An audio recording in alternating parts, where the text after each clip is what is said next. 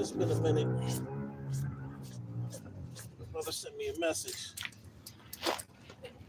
with a few coin, so it's on the right to jump right back in. The need for African-centered information and strategy centers. Our review of the white male elite-dominated policy formation network, the power and influence it generates and exerts, obviously implies that if detrimental effects on the African American community are to be neutralized, they must be countered by an effective African American controlled network.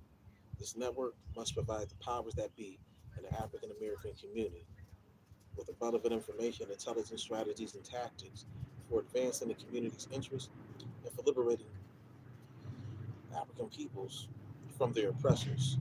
We fully endorse Theodore Cross's proposition regarding the need to organize a black controlled intelligence agency and strategy center. In the collective opinion of millions of blacks in America, their numerical minority position keeps Negroes from claiming power and position in this country. This conclusion wholly ignores the potential of minority power in a democracy. The fact that black powerlessness is due in large measure to the inability of Negro people to develop a winning scenario for taking up positions of economic and political power. This is not a failure of numbers, it is often a failure of intelligence operations. In a nation that allocates resources according to power as well as ability, blacks simply lack the information and plans necessary to set in place a strategy for becoming both strong and equal. Intelligence power uniquely belongs to those who can read maps. In modern times, powerful people possess and read the mapped out channels of the federal bureaucracy.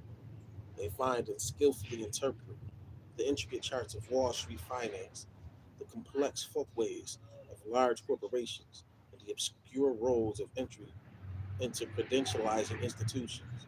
They scout out the thickets of legislative and administrative bodies. Powerful people and groups tend to be the people who know the ropes because they have charted the maze of business, government, and education and banking. Like other activities associated with power, expert training in map reading and other intelligence activities has been reserved for members of the white race. In recent years, many of the critical charts that describe the engines of power in the United States have been unlocked and made available for inspection by blacks. A few blacks have learned to use the charts and to scrutinize the maps. Few have discovered how to move comfortably through the maze of political and economic information that is indispensable to those who would locate, harness, or blunt institutional power. In order to come to power and finally reach equality in the United States, blacks too must become expert map readers. To this end, they must organize and control a competent and well funded intelligence gathering agency. Staffed by expert chart readers and intelligence operators, the intelligence unit is necessary to provide black leaders and strategists with all charts and other strategic information that they need to scope out their problems, detect the presence of barriers, find ways of entering closed places, set agendas, plan political strategies, and act rationally to attain agreed on objectives. What kinds of information will this new black intelligence agency search out, analyze, and publish? Answers are needed to some basic questions. What are the principal underlying causes of black inequality? What, in order of importance, are the current forces that pose the greatest obstacles to the progress of blacks? To what extent, if any, is racial inequality self-repairing if openly competitive and bias-free markets can be established? Are simple and well-enforced laws against racial bias in commercial and employment selection sufficient in due course to cause blacks to catch up to whites? What is the effect on blacks of minimum wage laws and similar protective legislation? How can standardized tests be prevented from perpetuating the economic and educational advantages of whites? To what extent does affirmative action and similarly racially oriented policies reinforce race prejudice and otherwise hurt blacks? What states, cities, and congressional districts offer the best opportunities for building black political strength? What are the reasons for the disintegration of the black family? How is black progress to be measured? These and more profound questions must be asked and answered. However, centers found to deal with those important questions and issues and to provide in-depth pragmatic analysis as well as to plot strategies and tactics for black empowerment, must totally be funded by the African American community. Efforts of nominally black controlled think tanks like the Joint Center for Political and Economic Studies, though necessary, are insufficient and limited by their funding sources. For example, this center, which was founded in 1970 by a group of black intellectuals, politicians, and professionals, opened under the auspices of Howard University and Kenneth Clark's Metropolitan Applied Research Center. Its objectives include, in addition to research and the dissemination of relevant information, the improvement of the socioeconomic status of black Americans, to increase their influence in the political and public policy arenas, and to facilitate the building of coalitions across racial lines. Moreover, the center provides training and technical assistance for black elected officials and issues reports on political and management techniques for black officials and political leaders. It publishes a magazine, Focus, which mainly speaks to black politicians. The center publishes about a half a dozen books per year and produces radio and television programs. While the center's objectives may be laudable and its active interest relevant to issues of concern in the black community, we expect its objectives and interests will be confined within the limits defined by the white corporate foundation elite, which funds it, and therefore within limits set by the demands of white supremacy. Its staff of approximately 50 persons is supported by a budget of approximately 3.5 million, originated through the financial backing of the Ford Foundation. And we can rest assured that it continues to receive similar backing from Ford or some other white elite funding sources. This being the case, it is easy to see that the certain perspectives. This being the case, it is easy to see that certain perspectives, questions, answers, strategies, and tactical approaches are practically precluded from discussion and study by its various committees.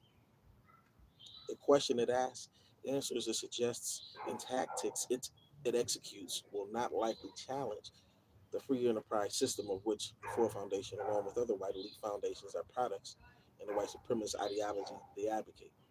It does not seek to change the fundamental social structure and relationships responsible for creating and maintaining the general oppressive conditions which characterize much of the African American community in the past as well as the present. The best that white funded black organizations achieve is a repetitive and tired call for government support, private white investment, job training, affirmative action, and other solutions which affirm and strengthen the very system that is the major source of the suffering in the black community to begin with. Thus, creative, courageous, imaginative, novel, and innovative ideas, solutions, and possibilities escape this dependent intellectual black elite. Consequently, they can only maintain and exacerbate the crisis of the Negro intellectual, the crisis of leadership in the black community, and the crisis in the black community. The need for the African American community to establish self supporting institutions should be evident if the community is to generate and exercise genuine black power. This need should also underscore the community's further necessity to increase its wealth by capturing its internal markets and extending its reach into the larger national and international market systems if it is to financially support its vital institutions and defend their integrity. To return to the need to establish black controlled information agencies and strategy centers, Cross suggests a number of important characteristics which define such agencies and centers, as well as their objectives. These include the following characteristics and purposes: be sufficiently sophisticated to detect and expose, where appropriate, tax policies and administrative rulings that do harm to the economic prospects of most blacks. Must be staffed by expert economists, sociologists, political strategists, and investigators sufficiently worldly and knowledgeable to challenge and refute the prescriptions issued by think tanks that ponder the problems of minorities and then unwittingly recommend public policies that perpetuate the power advantage of whites. An important purpose of Black Intelligence Agency is to shape the Black political agenda and plan its tactics.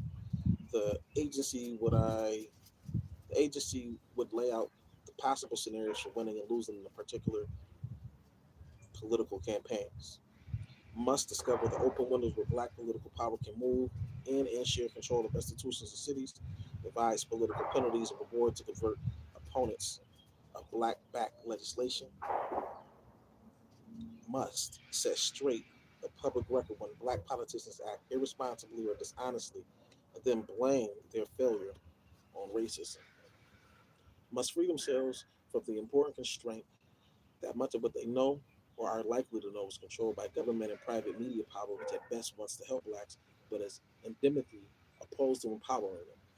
Just as blacks must break the white monopoly of the means of production, they must also dismantle the white monopoly on information, the raw material for thinking and planning. The strategic purpose of the Black Intelligence Agency is to define what blacks should do and how they might do it. With the aid of superb intelligence operations, American blacks must develop a concrete and definite plan for achieving the 5 or 10 things they must have to obtain purity in American society. Blacks must prepare themselves to be first class spies and sleuths. The black nation in the United States, like any other nation, will be no stronger than its information and intelligence.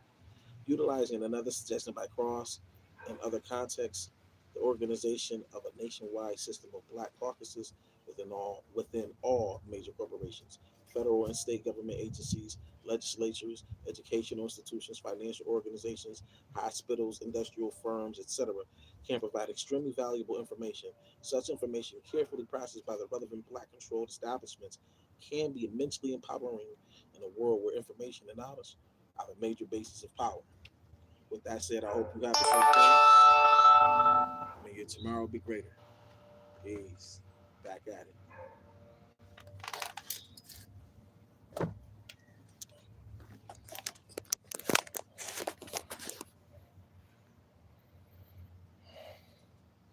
Now, how do I stop it? Mm, I have no idea how you stop it.